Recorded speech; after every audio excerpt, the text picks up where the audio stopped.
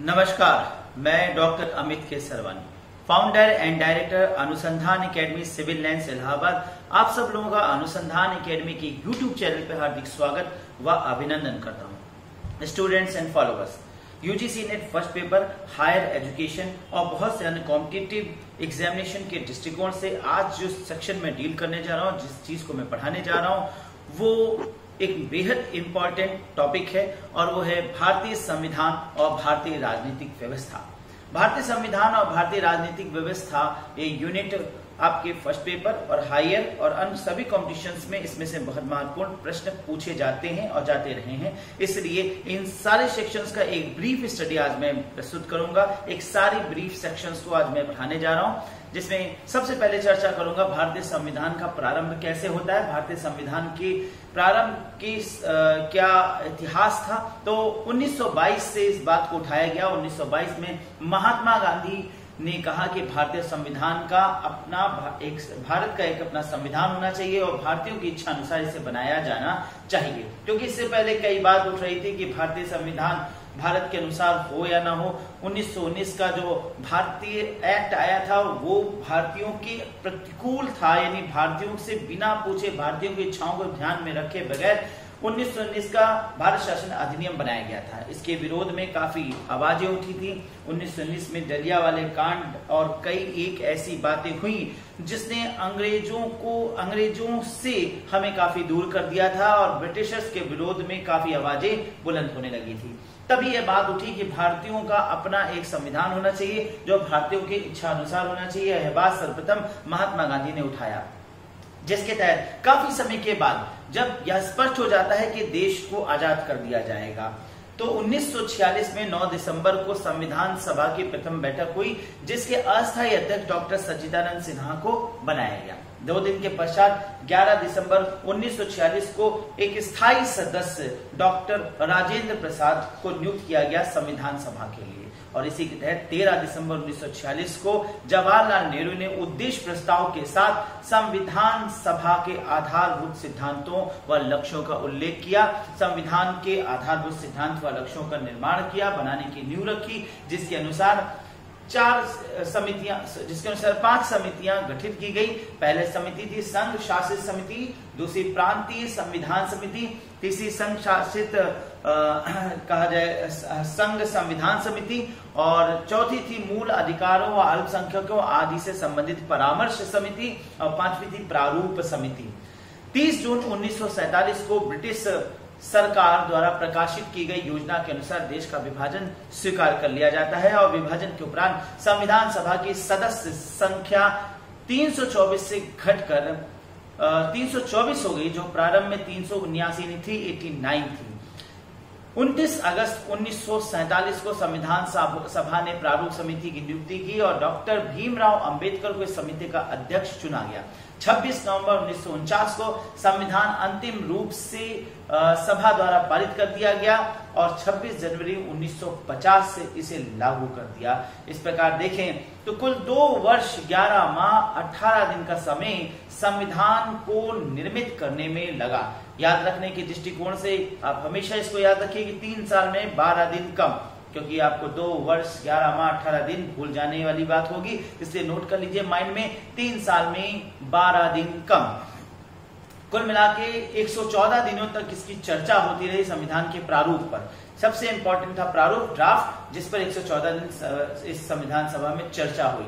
अब प्रश्न उठता है कि संविधान जो कि 26 नवंबर 1949 को बन के तैयार हो गया था, तो उसे वेट क्यों किया गया 26 जनवरी 1950 तक? 2 महीने तक क्यों इंतजार करने की बात थी? इसका कारण था 26 जनवरी 1930 का ऐतिहासिक दिन, क्योंकि 26 जनवरी 1930 ये इतिहास में एक स्वर्णिम दिवस माना जाता है जब भारतीय राष्ट्रीय कांग्रेस ने पूर्ण स्वतंत्रता का संकल्प लिया था।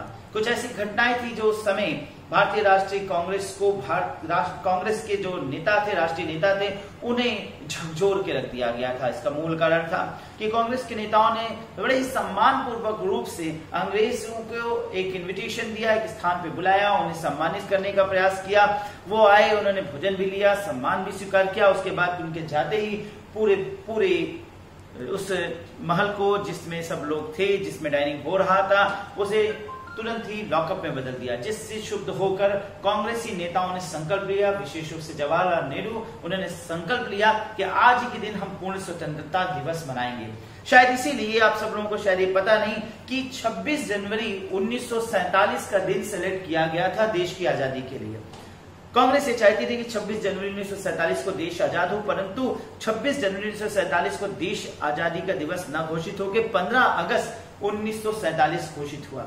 इसके पीछे था लॉर्ड माउंटबेटन की इच्छा। लॉर्ड माउंटबेटन ये चाहते थे कि 15 अगस्त 1945 को वह दिन जब जापान ने द्वितीय वर्ल्ड वार में सीज फायर घोषित किया था, आत्मसमर्पण कर दिया था, वो ऐतिहासिक दिन की याद में ठीक 2 साल बाद भारत को आजादी दी जा रही थी, तो वो ऐतिहासिक दिन 15 अगस्त 1947 हो। इसलिए लॉर्ड माउंटबेटन की इच्छा के अनुसार इसे स्वीकार किया गया। और आपको ये भी पता शायद ही हो कि 15 अगस्त 1947 जब देश की आजादी के दिन घोषित किया गया, उस पर कई विवाद भी उठा था। सबसे बड़ा विवाद था कि उस समय जो पुरोहित वर्ग थे वो इस तिथि को शुभ नहीं मान रहे थे, और इसीलिए पुरोहित वर्ग ने एक योजना सुझाई, और जिसके तहत 15 अगस्त ना होकर 14 अगस्त के 12 बजते ही, जैसे ही अगला दिन लगता है, अंग्रेजी कैलेंडर के अनुसार 15 अगस्त लग गया था, और रात के 12:03 के बाद से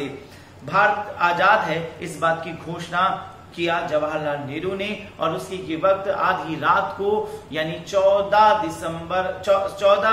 अगस्त के रात के 12 बजे, अब उस हिसाब से देखें तो रात के 12 बजे के बाद जो दिन लगता है वो 15 अगस्त हो जाता है। तो ब्रिटिश कैलेंडर के अनुसार वो 15 अगस्त था, लेकिन भारतीयों के अनुसार सुबह 4 बजे के बाद ही अगला दिन लगता है। तो इस प्रकार से 15 अगस्त का तिथि भी बना ली गई और मुहूर्त भी देखा गया। खैर, ये सारी दृष्टिकोण से यहाँ पे बात समझ में आता है कि 26 जनवरी के ऐतिहासिक दिन की याद अंग्रेजों से पूर्ण स्वतंत्रता की थी, और इसीलिए कांग्रेस ने 26 जनवरी 1950 को एटलीस्ट गणतंत्र दिवस को बनाने की योजना रखी, जिसके तहत 2 महीना रुक करके इसे लागू किया गया। फिर 26 नवंबर 1949 को राष्ट्रीय विधि दिवस के रूप में ही मनाया जाने लगा, यानी उस दिन जिस दिन हमारा संविधान बन के तैयार हो गया था उसे हम संविधान दिवस कहते हैं।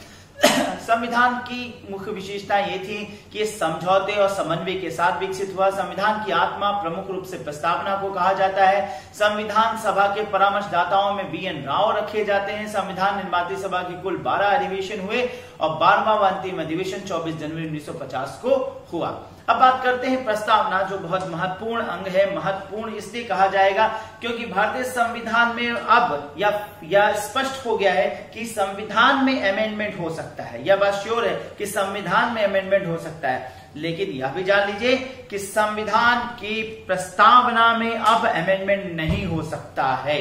ऐसा 42वां संविधान संशोधन के तहत कह दिया गया है कि भारतीय संविधान में बदलाव होगा, परंतु प्रस्तावना में बदलाव नहीं होगा। क्या कहती है हमारी प्रस्तावना? हमारी प्रस्तावना कहती है, हम भारत के लोग भारत को एक संपूर्ण प्रभुत्व संपन्न समाजवादी पंथ निरपेक्ष लोकतंत्रात्मक गणराज्य बनाने के लिए तथा उसके समस्त नागरिकों को सामाजिक आर्थिक राजनीतिक न्याय विचार अभिव्यक्ति विश्वास धर्म और उपासना की स्वतंत्रता प्रतिष्ठा और अवसर की समता प्राप्त कराने के लिए तथा उन सब में व्यक्ति की गरिमा और राष्ट्र की एकता और अखंडता सुनिश्चित करने वाली बंधुता बढ़ाने के लिए दृढ़ संकल्पित होकर आज तारीख 26 नवंबर 1949 मिति मार्गशीर्ष शुक्ल सप्तमी संवत 2006 विक्रमी को एतद द्वारा इस संविधान को अंगीकृत अधिनियमित एवं आत्मर्पित करते हैं। अब इस प्रकार से देखें तो मूल संविधान में ऐसा कहा गया कि मूल संविधान में कुल 85 शब्द थे प्रस्तावना में, लेकिन 1976 में 42वां संविधान संशोधन करके 3 शब्द और जोड़ दिए गए, समाजवादी धर्मनिरपेक्ष अखंडता। इस प्रकार से भारतीय संविधान की प्रस्तावना की जो मुख्य बातें हैं, मुख्य तत्व यह है कि एक प्रकार से पूरे संविधान की व्याख्या कर देता है। संक्षिप्त में पूरे संविधान के मूल तत्व को बताता है, जैसे सत्ता का स्रोत कौन होगा, द सोर्स ऑफ अथॉरिटी कौन है, राज्य और सरकार का स्वरूप कैसा है, शासन व्यवस्था का लक्ष्य कैसा है, संविधान को अधिनियमित किया जा रहा है, ये सारी बातें इसके तहत क्लियर हो जाती है। अब मूल बात करेंगे तो अगली बात हमारी है कि फंडामेंटल राइट्स से जो संविधान की बहुत इंपॉर्टेंट एस्पेक्ट है वो मूल अधिकार है। ये मूल अधिकार भाग 3 में सम्मिलित किया गया है। जो मूल अधिकार भारत में संविधान में लिखा गया वो अमेरिका के मूल अधिकारों से लिया गया, यानी अमेरिका के संविधान में मूल अधिकारों का वर्णन हुआ है, उसके बाद भारत में मूल अधिकारों का वर्णन किया गया है। मूल अधिकार यानी जनता के कुछ राइट्स हैं वो दिए गए। प्रारंभ में 7 राइट्स थे, लेकिन बाद में एक राइट यानी संपत्ति के अधिकार को निरसित कर दिया गया, हटा दिया गया और इसे 6 मूल अधिकारों में बदल दिया गया। अब नागरिकों के लिए कुल 6 मूल अधिकार रखे गए हैं। पहला है समानता का अधिकार जो अनुच्छेद 14 से 18 तक है, फिर स्वतंत्रता का अधिकार जो अनुच्छेद 19 से 12 तक है, फिर शोषण के विरुद्ध अधिकार जो 23-24 में कहा गया, फिर धार्मिक स्वतंत्रता का अधिकार जो अनुच्छेद 25 से 28 में कहा गया, फिर संस्कृति और शिक्षा संबंधी अधिकार जो अनुच्छेद 29 और 30 में, और संवैधानिक उपचारों का अधिकार जो अनुच्छेद 32 से 35 में वर्णित करते हैं। इनमें कुछ महत्वपूर्ण अनुच्छेदों का वर्णन करूंगा। सबसे पहले अनुच्छेद 14। अनुच्छेद 14 कहता है कानून के समक्ष सभी समान हैं। फिर अनुच्छेद 15 जिसमें कहा गया धर्म, नस्ल, जाति, लिंग या जन्म स्थान के आधार पर भेदभाव का निषेध किया जाएगा। फिर अनुच्छेद 16 जिसमें कहा गया राज्य के अधीन नौकरियों के समान अवसर, लेकिन अनुच्छेद 16 के 4 तत्व में यानी 16(4) में कहा गया कि विशेष वर्गों के दृष्टिकोण से आरक्षण की व्यवस्था की जाएगी। तो यहाँ पर जो आरक्षण की व्यवस्था है वो सोशल जस्टिस के पैमाने से की जाएगी। अनुच्छेद 17 की बात करूंगा जिसमें अस्पृश्यता के निषेध की बात कही गई। अनुच्छेद 18 की बात करूंगा जिसमें उपाधियों का निषेध, यानी अब उपाधि जो शैक्षणिक उपाधि है सिर्फ उन्हें ही रखा जाएगा, बाकी उपाधियों का त्याग कर दिया जाएगा। उसके बाद स्वतंत्रता के अधिकार के तहत अनुच्छेद 20 की बात करूंगा, वेरी इंपॉर्टेंट है, जिसमें कहा गया अपराधों के लिए दोष सिद्धि के विषय में संरक्षण है, यानी किसी व्यक्ति को उस समय तक अपराधी नहीं ठहराया जा सकता जब तक कि उसने अपराध के समय के लागू किसी कानून का उल्लंघन ना किया हो। फिर अनुच्छेद 21 की बात करूंगा जिसमें व्यक्तिगत स्वतंत्रता और जीवन की सुरक्षा की बात की गई है। किसी व्यक्ति को उसके जीवन तथा दैहिक स्वाधीनता से विधि द्वारा स्थापित प्रक्रिया को छोड़कर अन्य किसी प्रकार से वंचित नहीं किया जा सकता। इसमें जीवन के अधिकार में आवास के अधिकार को भी सम्मिलित किया गया है। और अब 44वें संविधान संशोधन 1978 द्वारा जीवन और व्यक्तिगत स्वतंत्रता के अधिकार को समाप्त व सीमित नहीं किया जा सकता, स्पष्ट कह दिया गया। अनुच्छेद 22 की बात करूंगा, बंदीकरण की अवस्था में संरक्षण की बात कही गई है। बंदी बनाने के कारण किसी को बताए बिना किसी व्यक्ति को अधिक समय तक बंद नहीं रखा जा सकता। अनुच्छेद 23 कहता है मानव के दुर्व्यापार और बलात्कार का प्रतिषेध है। अनुच्छेद 24 कहता है कारखानों आदि बालकों में नियोजन का प्रतिषेध है।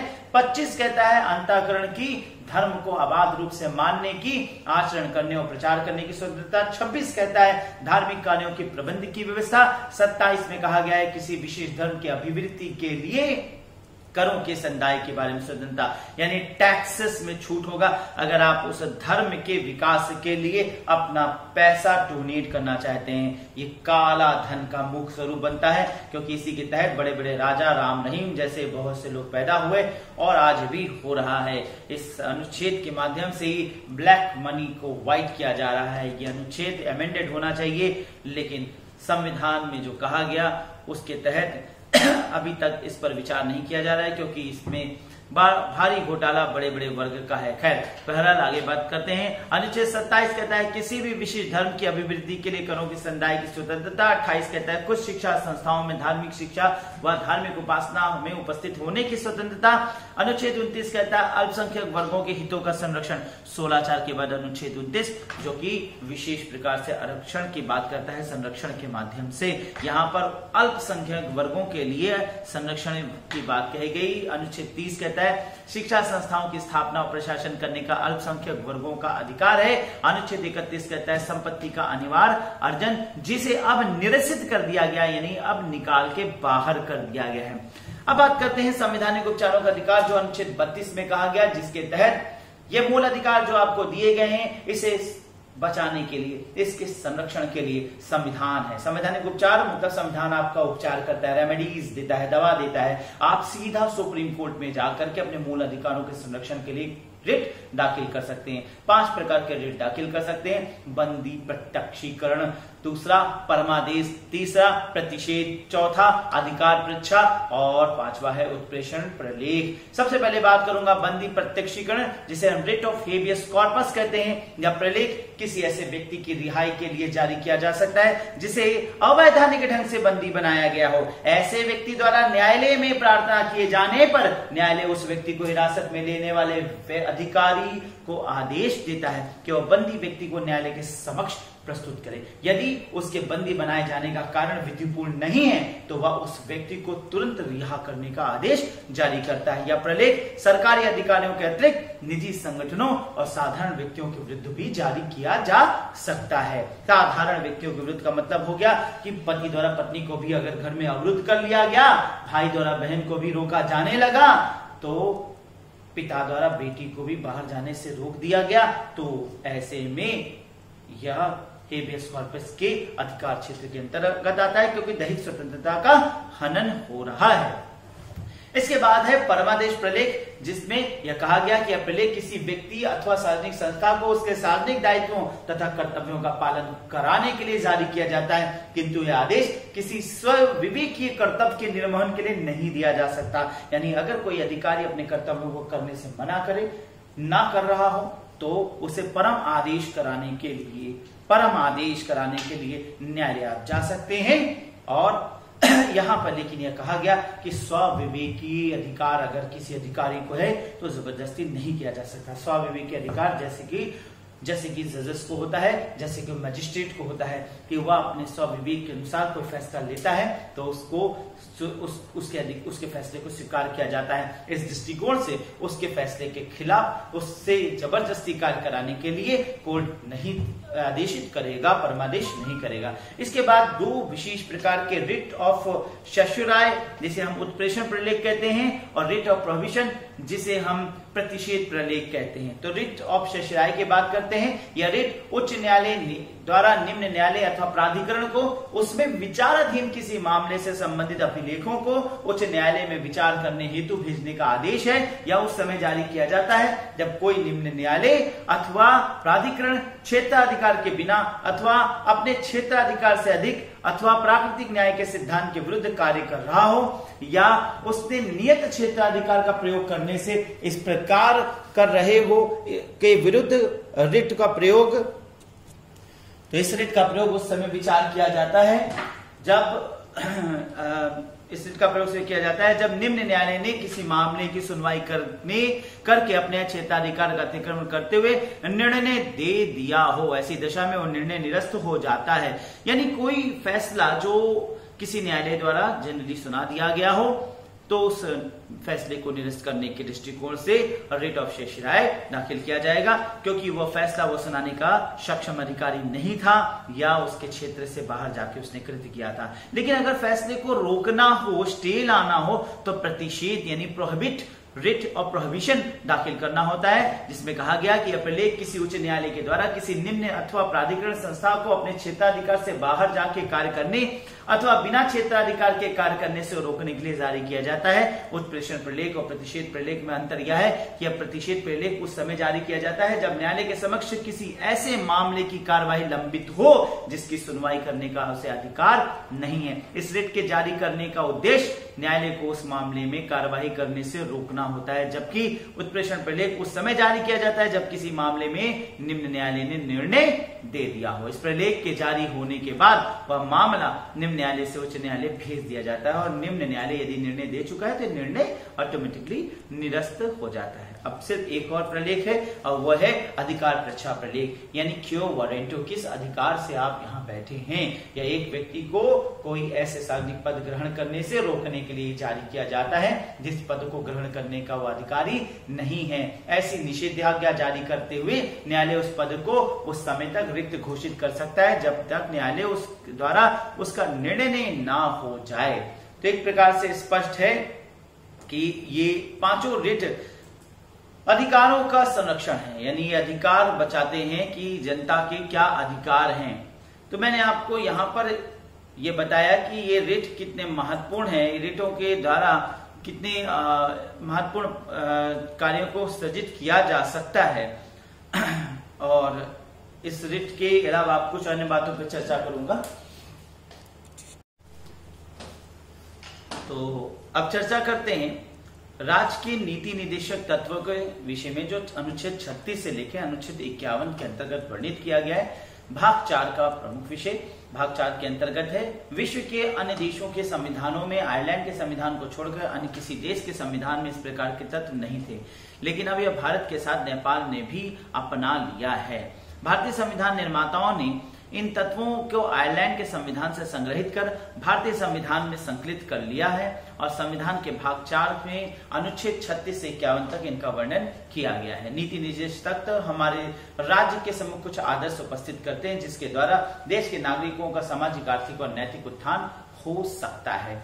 संविधान की प्रस्तावना द्वारा भारत के नागरिकों को स्वतंत्रता, समानता और न्याय प्रदान करने का लक्ष्य इन आदर्शों के द्वारा पूरा होता है। एक्चुअली ये आदर्श एक निदेशक हैं, तत्व हैं जो राज्य को नैतिकता के सूत्र देते हैं, देश में स्वस्थ और वास्तविक प्रजातंत्र की स्थापना की दिशा में प्रेरणा देने वाले हैं। इन तत्वों की प्रकृति संबद्ध में संविधान की 37वीं धारा में कहा गया कि इस भाग 4 में दिए गए उपबंधों को किसी न्यायालय के द्वारा बाध्यता नहीं किया जा सकता, किंतु फिर भी इसमें दिए गए तत्व देश के शासन में मूलभूत स्थान रखते हैं और विधि निर्माण में इन तत्वों का प्रयोग करना राज्य का कर्तव्य माना जाएगा। तो जिस प्रकार से मूल अधिकार दिए गए, जिसमें मूल अधिकार दिए गए जनता को, उसी प्रकार से राज्य की में शासक को, राजनीतिक व्यवस्था के अंतर्गत शासक को कहा गया कि उसके क्या कर्तव्य होंगे, यानी उसको कैसे सरकार चलानी है। आने वाली शासन बदलेगी और दूसरा सत्ता व्यक्ति में आएगा, सत्ता समाहित होगा और वो सत्ता पे जो आएगा उसी कैसे शासन करना है,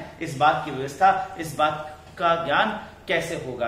अतः कैसे चलाना है, क्या चीजें जो उस समय नहीं जोड़ी जा सकी वो अब जोड़ना है और देश के, समाज के विकास के लिए कार्य करना है, इसमें इन बातों को रखा गया है। अब यहाँ पे जो सबसे इंपॉर्टेंट बात है कि इसे कहा जाए तो एक प्रकार का ऐसा चेक है जिसका भुगतान बैंक की सुविधा के लिए छोड़ दिया गया। ये केटी शाह का एक कथन है, जिसके अनुसार वर्तमान में तो लागू नहीं हो रहा है, लेकिन भविष्य में जैसे सरकार सशक्त होगी वो इसे लागू कर सकेगी।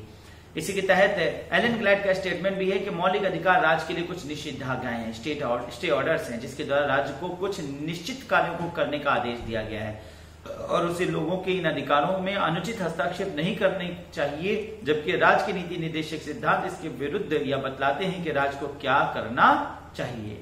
अब यहाँ पर हम मुख्य अनुच्छेदों की बात कर रहे हैं, इसलिए 36 में क्या कहा गया है, राज्य के नीति निर्देशक तत्वों को परिभाषित किया गया। 37 में क्या किया गया कि इस भाग में कैसे ये तत्व लागू होंगे। 38 में कहा गया कि राज्य लोक कल्याण की अभिव्यक्ति के लिए सामाजिक व्यवस्था बनाएगी, इसी के तहत बहुत से समाज कल्याण कार्यक्रम चलाए जाते हैं।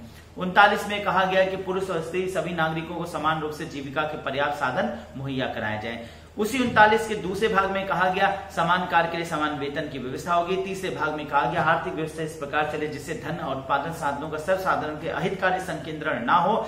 चौथे भाग में कहा गया कि समुदाय के भौतिक संसाधनों का इस प्रकार बांटा जाए जिससे सामूहिक विकास हो सके। इसी में 40वें में कहा गया, अनुच्छेद 40 कहता है कि ग्राम पंचायतों का संगठन किया जाए। यहीं से ग्राम पंचायतों का संगठन की बात संविधान की स्थापना के समय कह दी गई, आगे चलकर इसे स्थापित किया गया और 23 तरह ग्राम पंचायत संगठन का स्थापना अब हो चुका है। 41 अनुच्छेद 41 में कहा गया कि कुछ दशाओं में काम, शिक्षा और लोक सहायता पाने का अधिकार, इसके तहत ही ग्रामीण रोजगार गारंटी बिल स्थापित किया गया। 42 अनुच्छेद 42 कहता है काम की न्याय संगत और मानवोचित दशाओं की प्रसूति सहायता उपवन, यानी प्रसूति सहायता उपवन, मैटरनिटी लीव जैसी चीजें 42 से लाई गई। 43 में कहा गया कर्मकारों के लिए निर्वाह मजदूरी तय किया जाएगा और 43 के ही काम में कहा गया उद्योग के प्रबंध में कर्मकारों का भाग लेना तय किया जाए कि किस प्रबंध में कैसे कर्मकार कार्य करेंगे। 44 में कहा गया नागरिकों के लिए समान सिविल संहिता होगी। सिर्फ गोवा को छोड़ के अभी सारे देश में, देश के 28 राज्यों में, 9 संघशासित प्रदेशों में, सिर्फ गोवा को छोड़ दें तो 27 राज्य और 9 संघशासित प्रदेशों में अब समान सिविल संहिता यानी एक कॉमन कोड लागू होगा। 45 में कहा गया आरंभिक शिशु देखरेख और 6 वर्ष की कम आयु के बच्चों के लिए शिक्षा हेतु उपवन आगे चल के 6 से 14 वर्ष के बच्चों के लिए शिक्षा की व्यवस्था की गई। 46, एक बार फिर मैंने आपको बताया 16(4), अनुच्छेद 29 और अनुच्छेद 46। ये 46 क्या है? एक प्रकार से आरक्षण के लिए कहा गया। अनुसूचित जाति, अनुसूचित जनजाति, ओबीसी की शिक्षा और अर्थ संबंधी हितों की संरक्षण या रक्षा किया जाएगा, उसको बढ़ावा दिया जाएगा। तो ये बात कहा गया अनुच्छेद 46 में। 47 कहता है पोषाहार स्तर और जीवन स्तर को ऊंचा करने और लोक स्वास्थ्य का सुधार करने के लिए राज्य का कर्तव्य। इसी के तहत मिड डे मील की योजना शुरू की गई। और अगर सरकार वर्तमान में भोजन की व्यवस्था करती है कि जनता के लिए, गरीब निर्धनों के लिए, तो वो सब कुछ 47 के अंतर्गत है। 48 कहता है कृषि और पशुपालन का संगठन। 48 का कहता है पर्यावरण का संरक्षण और संवर्धन तथा वन्य और वन्य जीवों की रक्षा हो सके। 50 कहता है 49 कहता है राष्ट्रीय महत्व के स्मारक स्थानों तथा वस्तुओं का संरक्षण होगा। 50 में कहा गया है कार्यपालिका को न्यायपालिका से पृथक किया जाता है। लोक सेवकों में न्यायपालिका को कार्यपालिका से पृथक करने के लिए राज्य कदम उठाएगा। 51 कहता है अंतरराष्ट्रीय शांति और सुरक्षा की अभिवृद्धि। लेकिन बाद में आगे चल के 51 को और विस्तृत कर दिया गया। 51 का जोड़ा गया जिसके अंतर्गत मूल कर्तव्य बताए गए। नागरिकों के क्या कर्तव्य हैं, नागरिकों के अधिकार तो बता दी गए, 6 अधिकार है, जाओ इसको न्यायालय में जाकर ले लो अगर कोई आपके अधिकारों का पालन नहीं करता। लेकिन आपके सिर्फ अधिकार नहीं, आपको कुछ कर्तव्य भी होते हैं। आपको खुद क्या करना चाहिए, खुद भी सोचिए। आपको सोचना चाहिए कि आप इन कर्तव्यों का निर्वहन करें। तो प्रारंभ में ये कर्तव्य 10 थे, लेकिन सन 2002 में बढ़ा करके अभी इन्हें 11 कर दिया गया है। इन कर्तव्यों की एक संक्षिप्त व्याख्या करूंगा। सबसे पहले इन कर्तव्यों में कहा गया कि संविधान का पालन करें, उनके आदर्शों और संस्थाओं को और राष्ट्रीय प्रतीकों का सम्मान करें। फिर कहा गया राष्ट्रीय आंदोलन के प्रेरक आदर्शों का पालन करें। फिर कहा गया भारत की संप्रभुता, एकता, अखंडता की रक्षा करें। फिर कहा गया देश की रक्षा और राष्ट्र सेवा के लिए तत्पर रहें। फिर कहा गया भारत के लोगों में समरसता और भ्रातृत्व की भावना का विकास करें, जिससे वे धर्म, भाषा और क्षेत्रीय और खंडात्मक विभाजनों,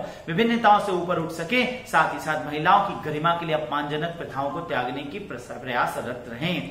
तो इसके अंतर्गत देखें तो महिलाओं के सम्मान की बात और भ्रातृत्व और कम्युनलिज्म से दूर हटने की बात कही गई। लेकिन आज वर्तमान में हम देखें तो बहुत ज्यादा जातिवाद, बहुत ज्यादा धर्मवाद फैलता जा रहा है। और ये हमारा मूल कर्तव्य है कि हम इधर की झुकाव न करें, भ्रातृत्व की बात करें, डिसहार्मनी की बात ना करें, हार्मनी की बात करें। और महिलाओं के प्रति सम्मान इसके अंतर्गत संरक्षित किया गया है। फिर इसी के अंतर्गत कहा गया समन्वित संस्कृति और गौरवशाली परंपरा की रक्षा करें, प्राकृतिक पर्यावरण की रक्षा करें, सभी प्राणियों के प्रति दया भावना बनाए रखें, वैज्ञानिक दृष्टिकोण, मानववाद और ज्ञानार्जन का विकास करें। यानी वैज्ञानिकवाद हो, वैज्ञानिकता के साथ सोचें, रूढ़िवादिता से बाहर निकलें। फिर कहा गया व्यक्तिगत सामूहिक उत्कर्ष का प्रयास करें, यानी अपने साथ साथ अपने समूह का भी उत्कर्ष करने का प्रयास करें। आगे कहा गया अभिभावकों के लिए यह कर्तव्य निर्धारित किया जाता है कि वो 6 से 14 वर्षों के बच्चों को शिक्षा का अवसर प्रदान करें। ये जोड़ा गया बाद में 86वें संविधान संशोधन के तहत 2002 में। इसके तहत यह बात स्थिर कर दिया गया कि अभिभावकों को अपने बच्चों का विकास करने के लिए सोचना चाहिए। अभिभावकों को ऐसे कृत्य करने चाहिए जिससे वो अपने बच्चों को अनिवार्य शिक्षा दे। क्योंकि अनिवार्य शिक्षा तो मान लीजिए निःशुल्क कर दिया गया, लेकिन अभिभावक ना भेजे अपने बच्चों को स्कूल तो जबरदस्ती नहीं किया जा सकता। इसलिए अभिभावकों को ऐसा करना चाहिए। तो ध्यान रखने वाली बात है कि मूल कर्तव्य आपको कहते हैं कि क्या करना चाहिए, और मूल अधिकार आपको कहते हैं कि आपके क्या अधिकार हैं। और अगर ये अधिकार आपसे कोई छीनता है तो इन्हें लेने के लिए आप न्यायालय में जा सकते हैं। और राज्य की नीति निदेशक तत्व कहते हैं कि राज्य का क्या कर्तव्य है। तो राज्य का कर्तव्य बताया गया, लोगों के कर्तव्य बताए गए, जनता के कर्तव्य बताए गए और जनता के अधिकार बताए गए। ये हमारे संविधान की खूबसूरती है, संविधान की एक सुंदरतम व्याख्या है। संविधान को व्यक्त किया गया कि कैसा हमारा संविधान है। हमारे संविधान को बेहतर रूप से हम समझें, इस संविधान को बेहतर रूप से हम जानें। अगर अपने संविधान को हम प्रेम करें तो हमें बहुत सा ज्ञान मिलता है। और मैं समझता हूं कि हमारे देश के हर नागरिक को अपने संविधान का पालन करना चाहिए। हमारे संविधान को गीता समझ के, कुरान समझ के अध्ययन करना चाहिए, क्योंकि ये संविधान हमें हमारे कर्तव्य बताता है, हमें हमारे अधिकारों को बताता है और शासकों को बताता है कि उनकी क्या नियमावली होनी चाहिए, क्या निर्देशन होना चाहिए। इसी संविधान में राजनीतिक व्यवस्था का भी वर्णन किया गया है। मैं एक संक्षिप्त में बहुत जल्दी एक राजनीतिक व्यवस्था का भी वर्णन करने जा रहा हूं। भारतीय संविधान की राजनीतिक व्यवस्था क्या है, तो चलिए बात करते हैं सबसे पहले इसके संघीय का स्वरूप को। संघीय कार्यपालिका का अध्यक्ष कौन होगा और राष्ट्रपति होगा। अब राष्ट्रपति पे ही चर्चा शुरू करता हूं। कौन होगा राष्ट्रपति? राष्ट्रपति वो व्यक्ति बनेगा जो भारत का नागरिक हो, जिसने 35 वर्ष का आयु पूरा कर लिया हो और लोकसभा के सदस्य निर्वाचित होने की योग्यता रखता हो। राष्ट्रपति का चयन कैसे होगा? तो राष्ट्रपति का चयन इलेक्टोरल कॉलेज द्वारा होगा, निर्वाचन मंडल द्वारा होगा। इसका मतलब है कि प्रत्यक्ष रूप से जैसे हम प्रधानमंत्री का इलेक्शन करते हैं, वैसे हम राष्ट्रपति का इलेक्शन नहीं करेंगे।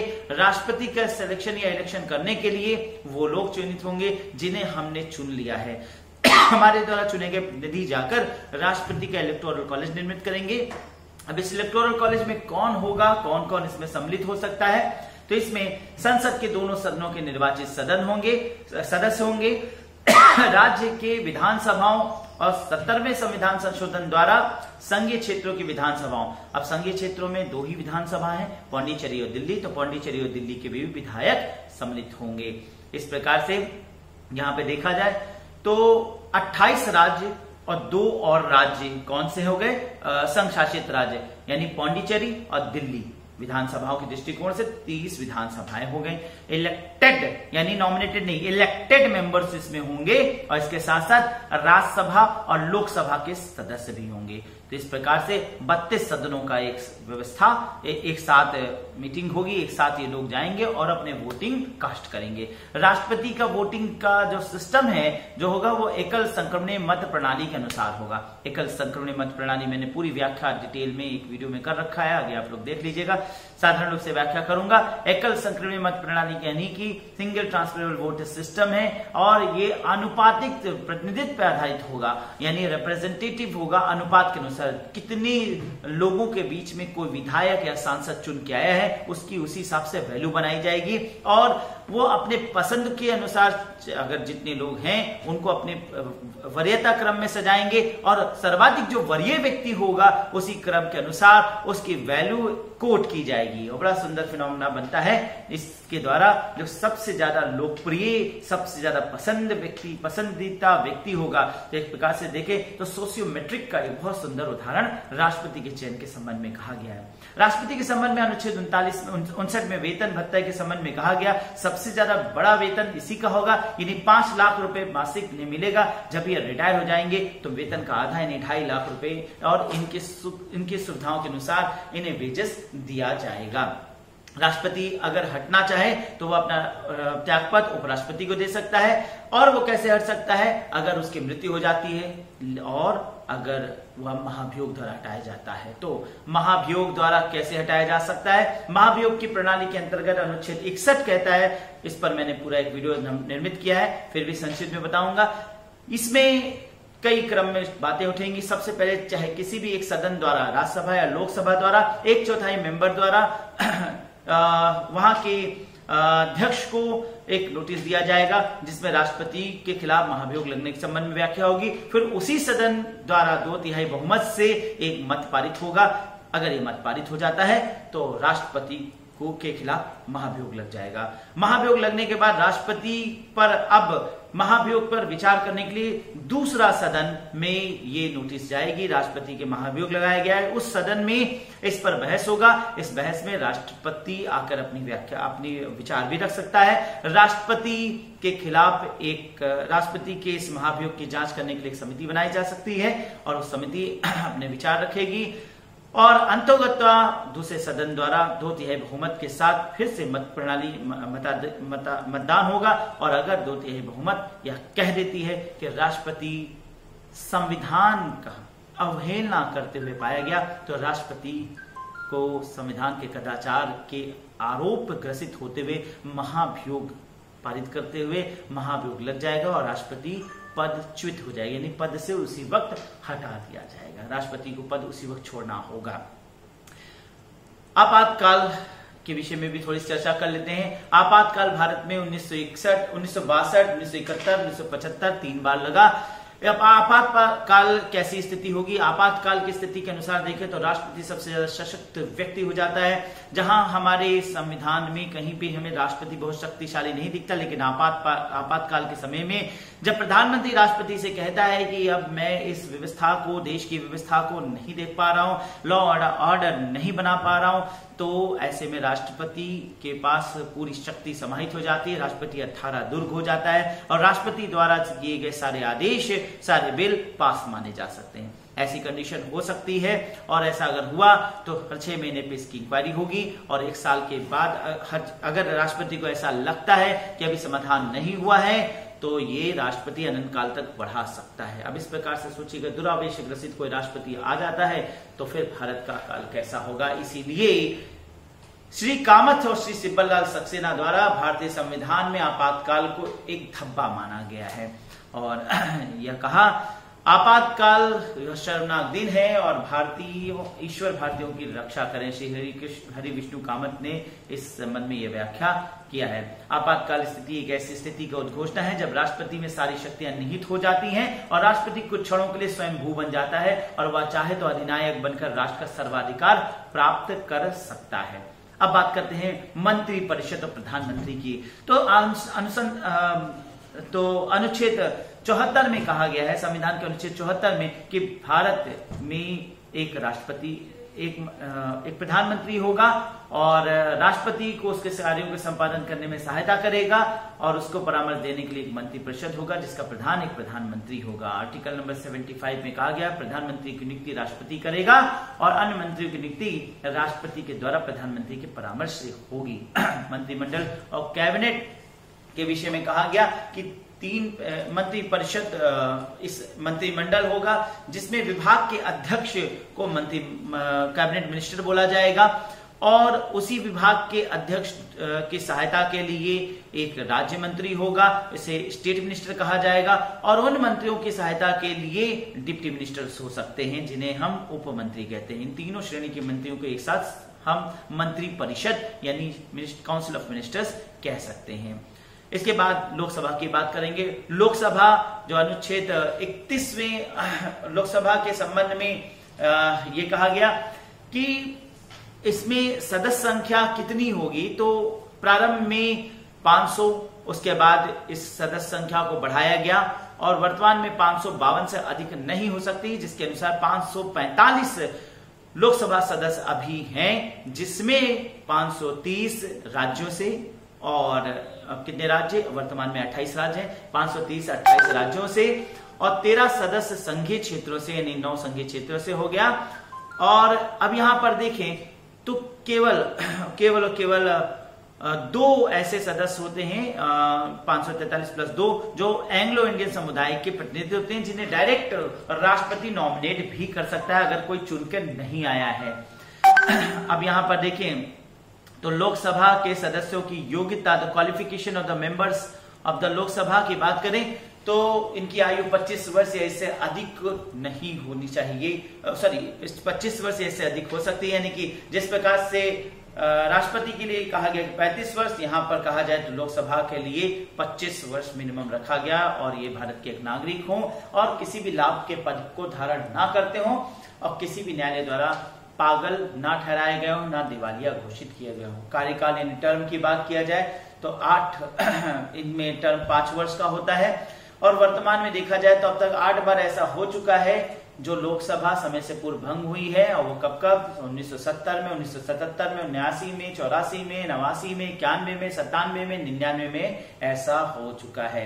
अधिवेशन के संबंध में तो लोकसभा और राज्यसभा के अधिवेशन राष्ट्रपति द्वारा बुलाए जाते हैं, स्थगित किए जाते हैं। इस संबंध में नियम यह है कि लोकसभा 1 वर्ष में 2 बार बैठक के बीच 6 माह से अंतर नहीं होना चाहिए। संयुक्त अधिवेशन आर्टिकल नंबर 108 में कहा गया कि जब किसी विवाद का मुद्दा हो या क्या विवाद हो सकता है, जैसे दूसरे सदन द्वारा विधेयक अस्वीकार कर दिया गया और विधेयक पर किए जाने वाले संशोधन के बारे में दोनों सदनों में अंतिम सहमति नहीं बन पा रही है तो दूसरे सदन को विधेयक प्राप्त करने की तारीख बीत जाने की से विधेयक पारित किए बिना 6 माह या अधिक बीत गया हो तो ऐसी सब स्थितियों में संयुक्त अधिवेशन लगाया जा सकता है। संयुक्त अधिवेशन की अध्यक्षता लोकसभा का अध्यक्ष करता है और संयुक्त अधिवेशन में विधेयक के भाग का निर्णय दोनों सदनों के समस्त उपस्थित दोनों सदनों के भाग लेने वाले सदस्यों के बहुमत से होता है। अब लोकसभा अध्यक्ष की बात आर्टिकल नंबर 1993 में कहा गया कि भारत का एक लोकसभा अध्यक्ष होगा। अब राज्यसभा की बात करते हैं। राज्यसभा में कुल मिलाकर के 250 सदस्य हो सकते हैं, जिसमें वर्तमान में 245 सदस्य हैं और 12 सदस्य ऐसे हैं जो राष्ट्रपति द्वारा मनोनीत किए जाते हैं विभिन्न क्षेत्रों के। राज्यसभा एक प्रकार से देखा जाए तो राज्यों का प्रतिनिधित्व करता है। वर्तमान में देखें तो यूपी में सबसे ज्यादा राज्यसभा सदस्यों की संख्या है 31, फिर महाराष्ट्र में 19, तमिलनाडु में 18, बिहार में 16, वेस्ट बंगाल में 16, कर्नाटक में 12, आंध्र प्रदेश में 11 और तेलंगाना में 7 सदस्य रखे गए हैं। सदस्यों की योग्यता के संबंध में कहा गया है कि जो लोकसभा के सदस्यों के लिए है वही राज्यसभा के लिए भी है। सिर्फ अंतर इतना है कि लोकसभा के सदस्यों की आयु 25 वर्ष तक या उससे अधिक, लेकिन राज्यसभा में यही 30 वर्ष या उससे अधिक है। सदस्यों का कार्यकाल ही डिफरेंट है, वो क्या है 6 वर्ष। जहां की लोकसभा में कार्यकाल 5 वर्ष, यहां पर राज्यसभा में कार्यकाल 6 वर्ष रखा गया है, जिसमें प्रति 2 वर्ष पे 1/3 सदस्य क्रमावर्तित होते जाएंगे, नहीं बदलते जाएंगे। तो इस प्रकार से इसमें व्यवस्था किया गया कि हर 2 वर्ष पर 1/3 सदस्य हटेंगे और नए 1/3 सदस्य आएंगे। और इस प्रकार से देखें तो एक साथ कभी भी सदन में लोग हटाए नहीं जाएंगे और इस प्रकार से ये स्थायी सदन हो जाता है और कभी भंग होने वाला सदन नहीं होगा। अब विशेष शक्तियों में देखें तो 2 आर्टिकल ऐसे हैं जो इसे विशेषाधिकार देते हैं। आर्टिकल नंबर 249 जो राज्यसभा में उपस्थित और मतदान में भाग लेने वाले सदस्यों को 2/3 बहुमत के साथ राष्ट्र सूची के विषय पर राष्ट्रीय महत्व के विषय को घोषित करने के संबंध में बनाया गया, यानी राष्ट्रीय महत्व के विषय घोषित करना है तो राज्यसभा से होगा। और आर्टिकल नंबर 312 वो कहता है कि नई अखिल भारतीय सेवाएं स्थापित करने का अधिकार केंद्र सरकार को केवल राज्यसभा ही देगी। तो ये 2 आर्टिकल ऐसे हैं जो राज्यों के अधिकार के संबंध में वर्णित करते हैं, यानी राष्ट्रीय महत्व का विषय घोषित करना है या कोई नई अखिल भारतीय सेवाएं स्थापित होनी है तो राज्यसभा ही डिसीजन लेगा। अब बात करते हैं संक्षेप में, वो है सर्वोच्च न्यायालय। सर्वोच्च न्यायालय क्या है? गार्जियन ऑफ द कॉन्स्टिट्यूशन है, संविधान का संरक्षक है। तो मान लीजिए कि कोई भी ऐसा कार्य, कोई भी ऐसा तत्व जो कार्यपालिका द्वारा कर दिया गया, संसद द्वारा कोई कानून बना दिया गया, अगर वह कानून संविधान के प्रतिकूल है तो सुप्रीम कोर्ट को इतनी शक्ति है कि उस कानून को निरस्त कर सकती है। जैसा कि हाल ही में राष्ट्रीय न्यायिक परिषद के संबंध में देखा गया कि सुप्रीम कोर्ट ने लोकसभा के तीनों क्षेत्र यानी राज्यसभा, लोकसभा और राष्ट्रपति द्वारा संसद के तीनों क्षेत्रों द्वारा पारित किसी एक लोकतांत्रिक प्रणाली से किसी एक बिल को डिसमिस कर दिया, डिसॉल्व कर दिया। इस संबंध में आर्टिकल नंबर 124 संविधान का ये कहता है कि भारत में सर्वोच्च न्यायालय की स्थापना होगी, गठन होगा। 127 कहता है सर्वोच्च न्यायालय में तदर्थ न्यायाधीश हो सकते हैं। 129 कहता है सर्वोच्च न्यायालय एक अभिलेखीय न्यायालय होगा। 143 कहता है कि सर्वोच्च न्यायालय से परामर्श करने का राष्ट्रपति को शक्ति है, राष्ट्रपति जब चाहे सर्वोच्च न्यायालय से परामर्श कर सकता है। वर्तमान में एक न्यायाधीश, एक मुख्य न्यायाधीश के साथ साथ 30 न्यायाधीश यानी कुल 31 न्यायाधीश सर्वोच्च न्यायालय में हैं। संवैधानिक पीठ के संबंध में कहा गया कि कम से कम 5 न्यायाधीशों का एक बेंच लगेगा, तभी संविधान के संबंध में कोई व्याख्या हो सकती है। न्यायाधीशों की योग्यता के संबंध में 65 वर्ष से कम आयु ना हो, जिसकी आयु 65 वर्ष से कम हो, यानी 65 वर्ष या उससे कम। भारत का नागरिक हो, किसी उच्च न्यायालय में 5 वर्ष से कम लगातार न्यायाधीश रहा हो या 10 वर्ष तक लगातार किसी उच्च न्यायालय में अधिवक्ता रहा हो या राष्ट्रपति की दृष्टि से कानून का उच्च कोटि का ज्ञाता हो। वेतन और भत्ते के संबंध में कहा गया है अनुच्छेद 125 में कि इन्हें 2.80 लाख यानी 2,80,000 वेतन प्रतिमाह दिया जाएगा और चीफ जस्टिस को और बाकी सब न्यायाधीशों को 2.5 लाख रुपए प्रतिमाह वेतन दिया जाएगा। उच्च न्यायालय के संबंध में थोड़ी सी जानकारी लेते हैं। उच्च न्यायालय के संबंध में आर्टिकल नंबर 214 में कहा गया कि प्रत्येक राज्य का एक उच्च न्यायालय होगा और अनुच्छेद 231 में ये प्रावधान बना दिया गया कि ऐसा हो सकता है कि एक से अधिक राज्यों के लिए एक उच्च न्यायालय हो। न्यायाधीशों की योग्यता के संबंध में 217 में कहा गया कि जो भारत का नागरिक हो वो न्यायाधीश हो सकता है जिसकी उम्र 62 वर्ष से कम हो। ध्यान रखिएगा, सुप्रीम कोर्ट के लिए 65 वर्ष और हाई कोर्ट के लिए 62 वर्ष। भारत के राज्य क्षेत्र में कम से कम 10 वर्ष तक न्यायिक पद पर कार्य कर चुका हो अथवा 2 या 2 से अधिक न्यायालयों में निरंतर 10 वर्ष तक अधिवक्ता रह चुका हो अथवा राष्ट्रपति के विचार में उच्च कोटि का न्यायशास्त्री हो। वेतन भत्ते के संबंध में कहा गया कि मुख्य न्यायाधीश को 2.50 लाख यानी 2,50,000 और अन्य न्यायाधीशों को 2.25 लाख के साथ साथ अन्य तमाम भत्ते सुविधाएं देंगे। वर्तमान में देश में 25 उच्च न्यायालय हैं और यह 25 उच्च न्यायालय यानी कि अब देखें तो देश में 28 राज्य हैं लेकिन 25 उच्च न्यायालय वर्णित किए गए। 28 राज्य हैं और 25 उच्च न्यायालय। अब इन उच्च न्यायालयों के क्रम में अगर हम देखें तो सबसे बड़ा उच्च न्यायालय किसमें है? सबसे बड़ा हाई कोर्ट है वो गुवाहाटी में आता है, जिसमें असम, नागालैंड, गुवाहाटी, अरुणाचल प्रदेश और मिजोरम 5 राज्य समाहित हो जाते हैं। तो 5 राज्यों का संयुक्त उच्च न्यायालय हाई कोर्ट गुवाहाटी है। और इससे सबसे ज्यादा राज्यों के न्यायालय को देखने के दृष्टिकोण से गुवाहाटी न्यायालय यहाँ पर दिखाई देता है।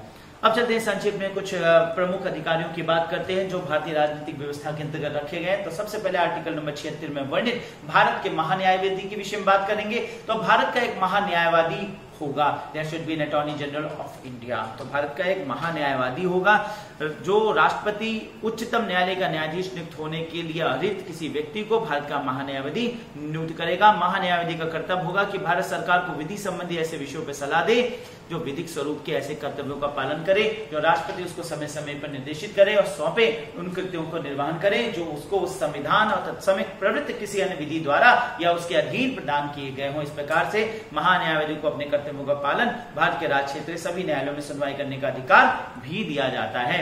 महान्यायवादी राष्ट्रपति के प्रसाद पर्यंत पद धारण करता है और वो पारिश्रमिक प्राप्त करता है जो राष्ट्रपति अवधारित करे। एक प्रकार से देखें तो प्राइवेट वकील ऑफ गवर्नमेंट सरकार, केंद्र सरकार का एक प्राइवेट वकील। और जिस प्रकार से महान्यायवादी का दर्जा केंद्र में होता है, आर्टिकल नंबर 165 में राज्य के महाधिवक्ता की बात कही गई है। प्रत्येक राज्य का राज्यपाल उच्च न्यायालय के न्यायाधीश नियुक्त होने के अर्हित किसी व्यक्ति को राज्य का महाधिवक्ता नियुक्त करेगा। महाधिवक्ता का यह कर्तव्य होगा कि वह उस राज्य की सरकार को विधि संबंधी ऐसे विषयों पर सलाह दे और विधिक स्वरूप के ऐसे अन्य कर्तव्यों का पालन करे जो राज्यपाल उसको समय समय पर निर्देशित करे या सौंपे और उन कृत्यों का निर्वहन करे जो उसको इस संविधान अथवा तत्समय प्रवृत्त किसी अन्य विधि द्वारा या उसके अधीन प्रदान किए गए हों। महाधिवक्ता राज्यपाल के प्रसाद पर्यंत पद धारण करेगा और ऐसा पारिश्रमिक प्राप्त करेगा जो राज्यपाल अवधारित करे।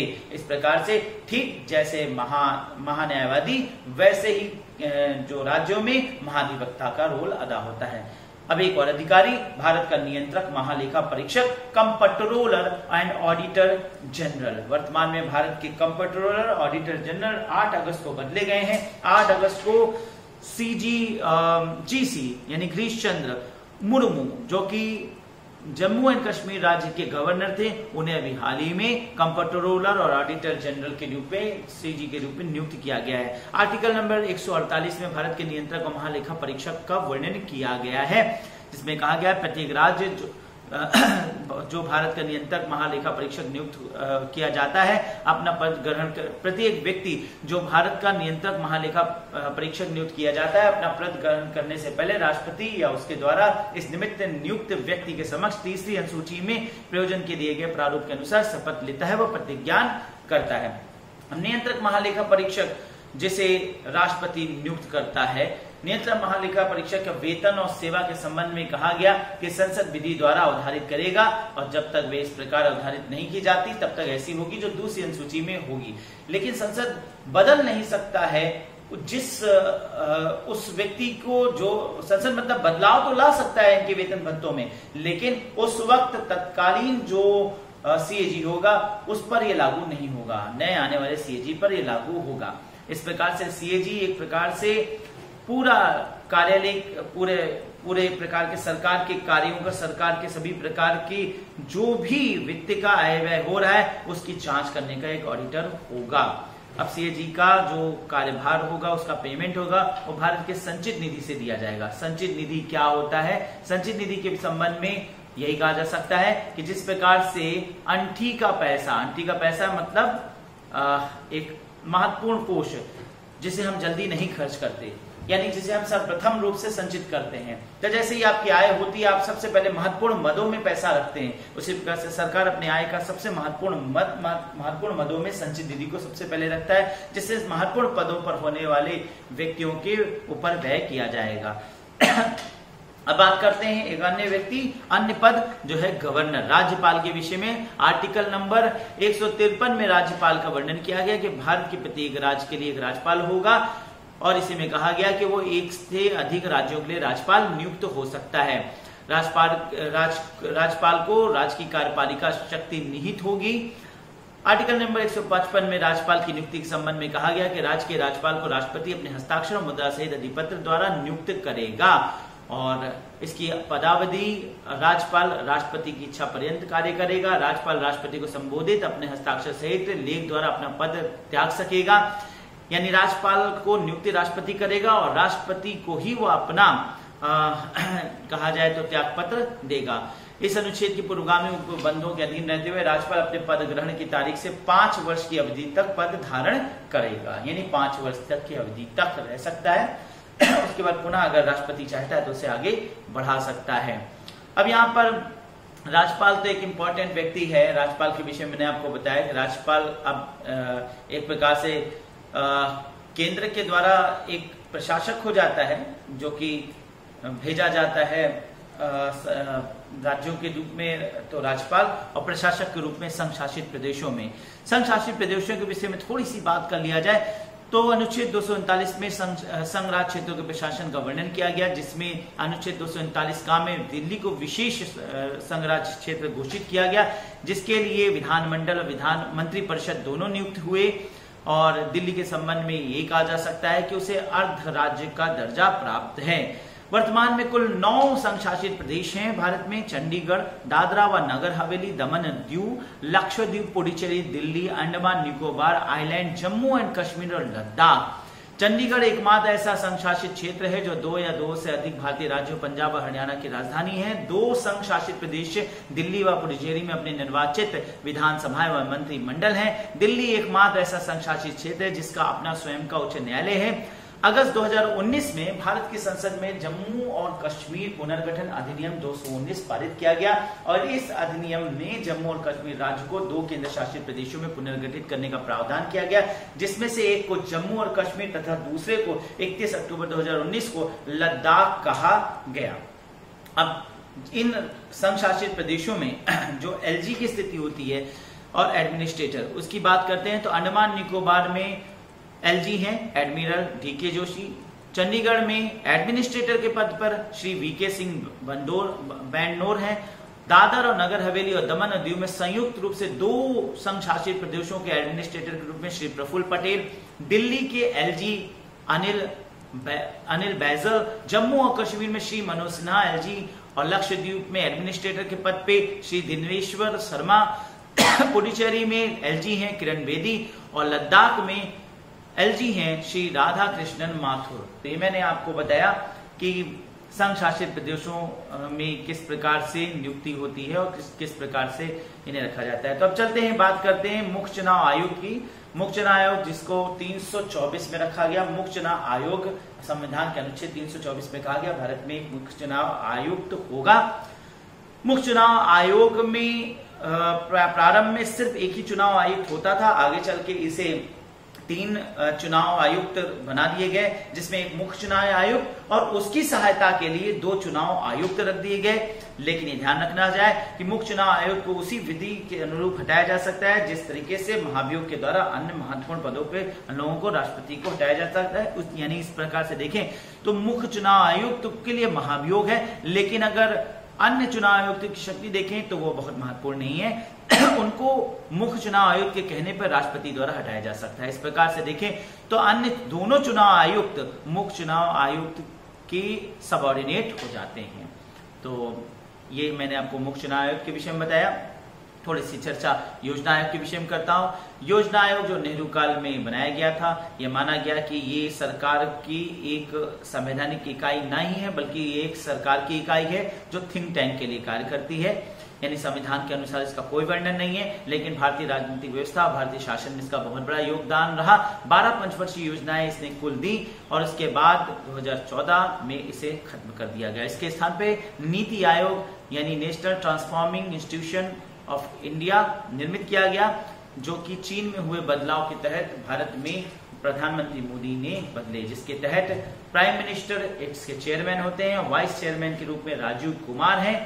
इसमें ये समझ लीजिए कि अभी तक जो योजना आयोग में नहीं होता था, यानी कि मुख्यमंत्रियों से सलाह लेना, वो इसके अंतर्गत है, यानी मुख्यमंत्री इसमें बाकायदे बैठ सकते हैं, इसके सदस्य होते हैं। इसके अलावा दिल्ली और पुडुचेरी के भी मुख्यमंत्री इसमें बैठ सकते हैं और एलजी जो जितने संघ शासित प्रदेशों के वो नियुक्त हो सकते हैं, वो बैठ सकते हैं। तो इस प्रकार से यहाँ पर मुख्यमंत्रियों को सम्मान दिया गया और इसके साथ ही साथ देश के रिसर्चर्स और शिक्षाविदों को भी यहाँ पर अपनी बातों को कहने के लिए निमंत्रित किया गया है। तो ये मैंने अभी आपको संपूर्ण वर्णन बताया, यानी भारतीय संविधान व्यवस्था और भारतीय राजनीतिक व्यवस्था। आशा है आपको ये आज का वीडियो मेरा पसंद आया होगा। मैंने प्रयास किया है संक्षिप्त में सारी बातें कह देने का, सारी बातें को पिरो करके एक ही वीडियो के अंतर्गत पूरे संविधान को और राष्ट्रीय राजनीतिक व्यवस्था को पढ़ने के लिए। पसंद आए तो जरूर कमेंट कीजिए, लाइक करिए, शेयर करिए, सब्सक्राइब करिए और बेल आइकॉन दबाइए ताकि कोई भी नया वीडियो जो मैं आपको डालूं आपको तुरंत ही पहुंच जाए। और जल्दी मैं कुछ और भी भाग से साथ आपसे मुलाकात करूंगा, नए संविधान पर नए प्रश्नों की चर्चा, नए मुद्दे पर चर्चा के साथ। तब तक के लिए धन्यवाद, नमस्कार।